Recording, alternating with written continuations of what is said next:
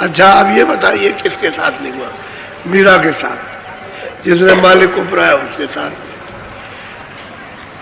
कबीर के साथ में हुई, रैदास जी के साथ काशी से निकाल दिया गया, काशी से तो कबीर भी निकाल दिए, पलटू साहब के साथ में हुआ, गोविंद साहब, भीखा साहब, जितने महात्माएं सबके साथ आफत हुई।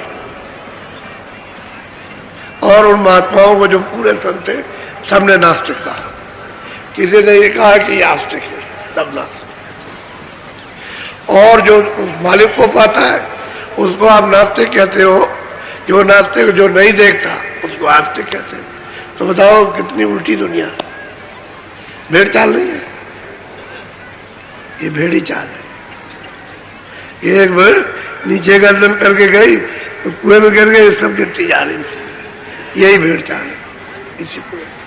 अरे किसी में तो बुद्धि होनी चाहिए थी कि भाई चलो जरा पूछे, चलो कहते क्या, चलो सुने उसको समझे चल के। ये तो किसी ने नहीं, सब नास्तिक नास्तिक नास्तिक चल। अब पीछे से जब ये मामला कह सुन करके रोज रोज वही बात, तो ये सबको बुरी लगती है। रोज नहीं होनी चाहिए, रोज रोज वही बात, रोज रोज वही बात। तब लोगों ने सोचा कि भाई जिसकी चर्चा रोज रोज चलती रहती है, दूसरी और कोई बात ही नहीं, तो उसको देखा जाए। अब इसमें से निकल जाएंगे समझदार, चलो देखेंगे, हम अपना प्रश्न करेंगे, जो हमारी समझ में नहीं आएगा हम पूछेंगे। क्या हमको कोई लाठी मार देंगे? क्या हमारी जान ले लेंगे? चलो देखा जाए। वहां गए, जा करके वहां तो पूछते हैं सब, जो कुछ जानते हो पूछते हैं। तो उन्होंने उसका जवाब दे दिया, जो पूछा तुरंत जवाब, जो पूछा तो हार गए विद्वान, हार गए। तो उन्होंने कहा अब क्या करें, अब जो पूछते हैं उसका उत्तर दे देते हैं, बात खत्म हो गई। और क्या, और पूछ रहे, और कुछ पूछते हैं, पूछो और कुछ पूछो। तो जितना पूछ रहा था उनकी बात पूछ रहे, वो कुछ रहा ही नहीं। तो फिर दूसरे अखाड़े वाले को लिया, जो विद्वान हो उसको समझा बुझा के कि भाई हम तो हार गए और तुम चलो जरा, तुम बड़े विद्वान हो और तुम मतलब वहां जाओ। तो सब पंथ के लोगों को ले आए और सबका उन पंथों के मुताबिक सबका उत्तर, पहले वो कि जिसको तुम मानते हो उसका उत्तर ले लो, और उसके बाद फिर आगे।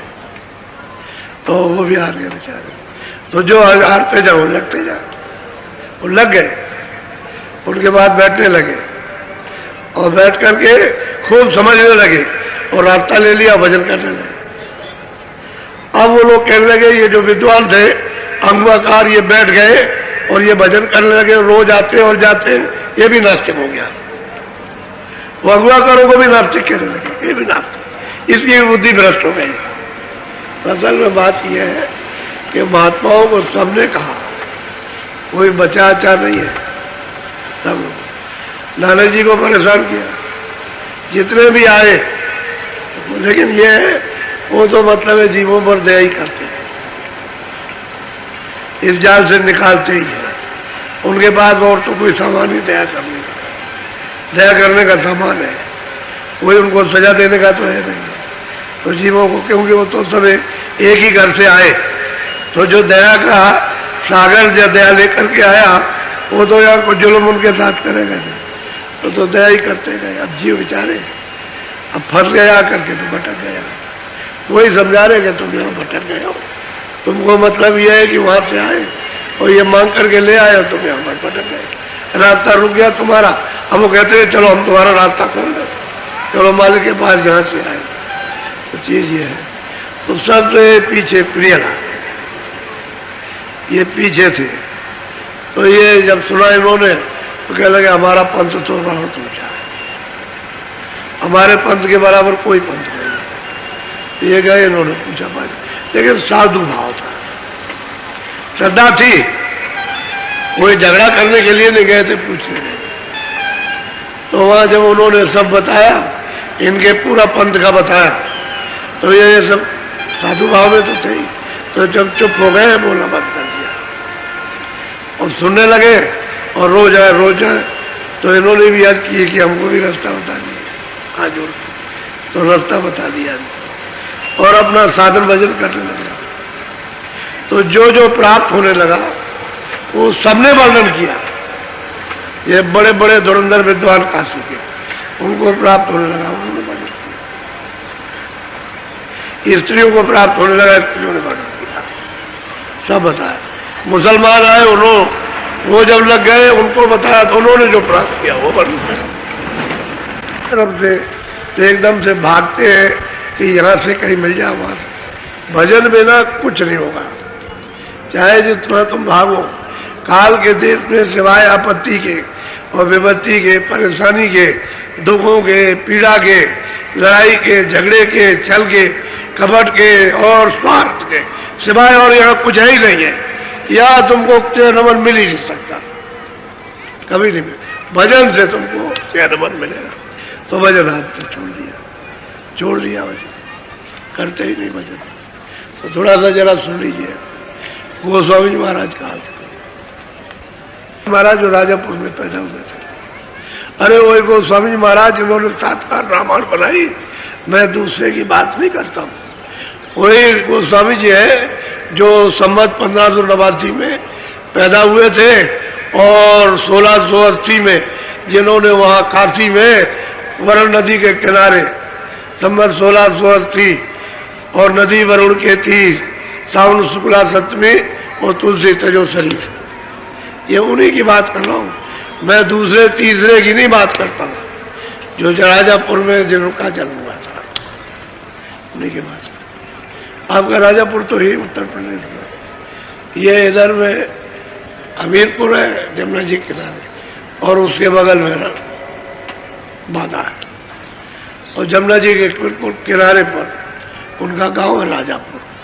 और राजापुर बड़ा प्रसिद्ध गांव है, राजापुर बहुत प्रसिद्ध गांव है वो, और उसी को बुंदेलखंड कहते हैं। वो बुंदेलखंड में शामिल है। पहले बुंदेलखंड, क्योंकि बुंदेला वहाँ ठाकुर रहते थे, इसलिए वो सब क्षेत्र बुंदेलखंड है, वहाँ के रहने वाले थे। और ये काशी चले गए तो वहीं पर उनकी कुटी बनी। बोलो जरा सुन लीजिए थोड़ा। अरे मैं प्रिय लाल जो आए, करे पर दाम छुए थे न पाए। पहले जो लोग आकर के और उठ गए, जो कुछ भी अपना अपना साधन भजन जो कुछ प्राप्त किया था वो बताया और आज्ञा लेकर के वो लोग तो चल दिए, तब तक ही आ गए। इन्होंने भी प्रणाम किया, उनके पैर प्रणाम किया और उन्होंने पूछा कैसे आए, तो कुछ कहना चाहते थे बड़े सादर भाव से, क्योंकि जब कुछ मिलता है तो चेहरा खिल जाता है, खिल। जब कुछ मिलता है तो गोस्वामी जी ने उससे कहा हृदय से, देख हृदय प्रियलाल की शकल देख, इसकी शकल देख, इसको मिल गया ना, देख कितना खुश है, चेहरा देख खिल गया, इसका चेहरे पर रौनक आ गई, खिल गया, यानी मस्त हो गया। जब चीज मिलती है तो मस्त होता है। बोलो इतने उनके बाद तुरंत फिर वो आ गए प्रियलाल और कुछ सुनाना चाहते हैं, गोस्वामी जी महाराज को कुछ सुनाना चाहते। बोलो। प्रिय लाल यश बचन उचारा, स्वामी से कहियो कछु सार। और उन्होंने कहा कि स्वामी मैं कुछ सार जो कुछ प्राप्त किया है आपकी यदि अनुकूल कृपा से, दया से, वो कुछ सार वर्णन करूंगा, वो हमको कैसे कैसे मिला है वो बताना चाहिए। बोलो। जो कछु कृपा सिंध अनुकूला, सो विधि निरख बताऊं। कहते हैं कि जैसे जैसे आपकी अनुकूल मुझ पर कृपा और दया हुई है वो मैं बताना चाहता हूँ कि आपने मेरे ऊपर में दया, इस गरीब पर, इस दीन पर आपने जो दया की है और जो कुछ आपने दिया है, आपकी बगैर दया के कुछ नहीं मिल सकता। और उसको जरा सा सुन लीजिए। बोलो। प्रिय लाल भाखे रस बाते, कालेंद्री नित सुरति समाते। कहते हैं प्रिय लाल, कहते हैं उस रस में डूब गए, यानी इसमें रस में डूब गए, इतना उनको आनंद आने लगा। तो कहते हैं कि मैं आंख बंद करता हूं तो कालेंद्री, यानी नीलगिर पर्वत, कहते वहां देखता हूं चरण कमल, उस पर खिले हुए हैं, खिले चरण। जब तक नीलगिर पर्वत नहीं मिलेगा, नीलगिर पर चरण कमल नहीं मिलेंगे, तो आगे साधक अपनी दिव्य आंख से, ज्ञान चक्षु से, तीसरी आंख से देख नहीं सकता। तो मैं वो वर्णन नहीं कर रहा हूं जो तुम सोच रहे होगे कि मैं द्वापर की कोई बात कह रहा हूं। अभी संवत है 1589 में जन्म हुआ था और 25 साल के बाद ये उनको बता रहे हैं काशी में बैठ करके। अभी कितने दिन ही कितने हुए, अभी कोई ज्यादा समय नहीं हुआ।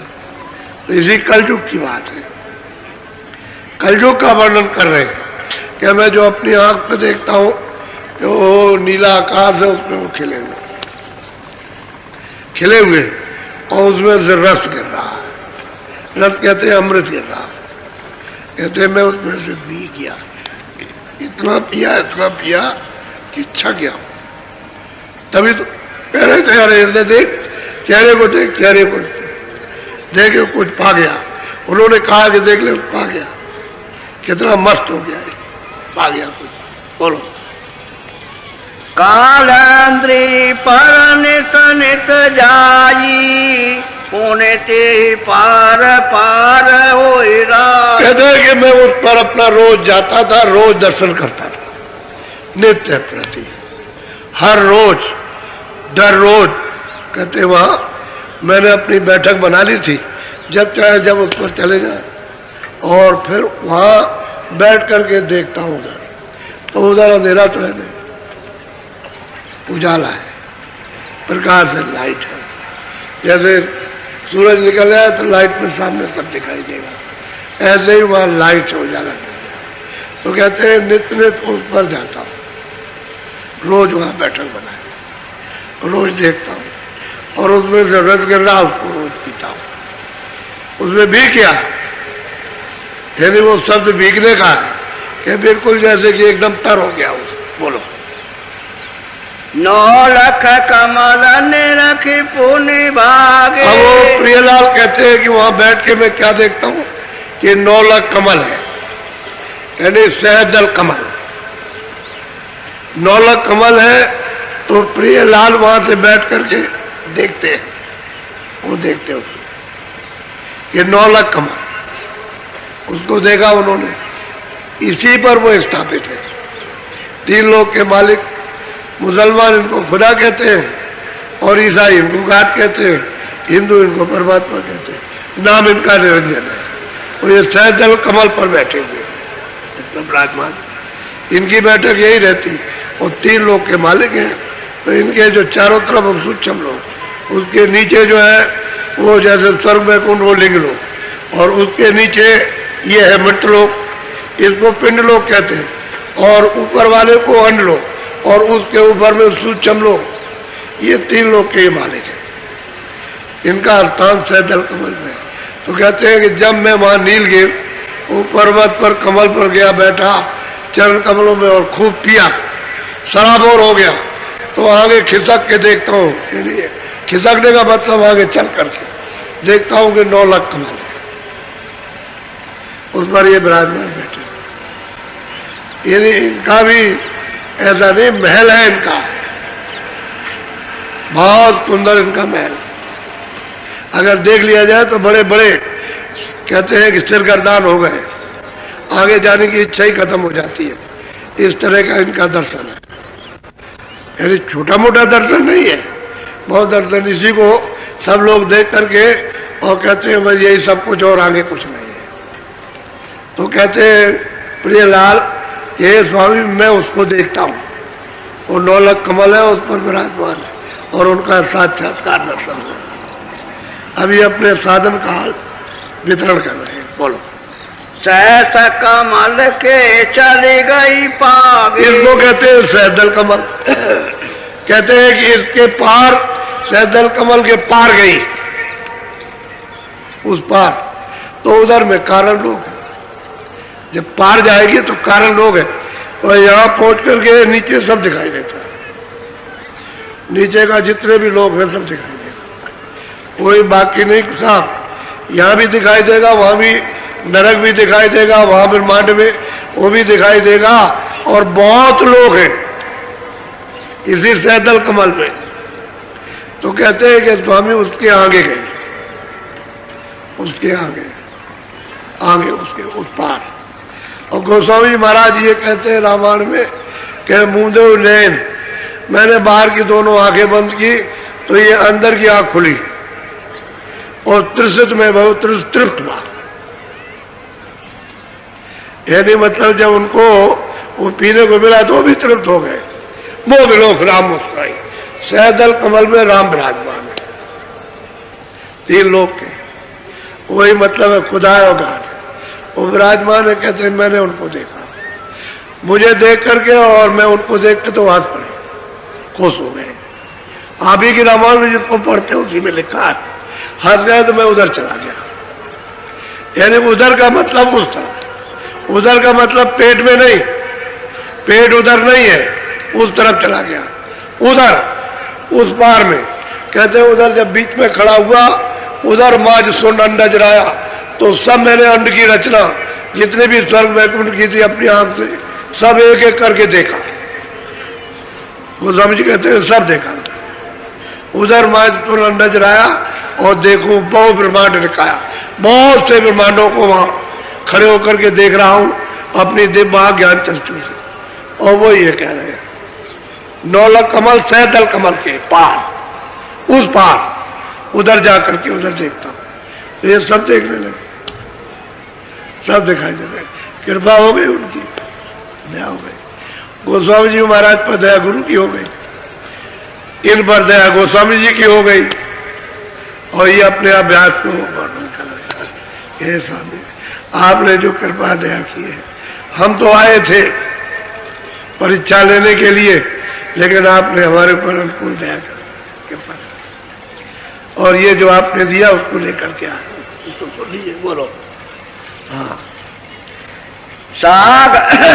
सागर खिर की समुद्र माही, द्वार पैटी के सूरत। कहते हैं कि सैदल कमल के पार, कहते हैं कि समुद्र ये 3 भवसागर इसको कहते हैं।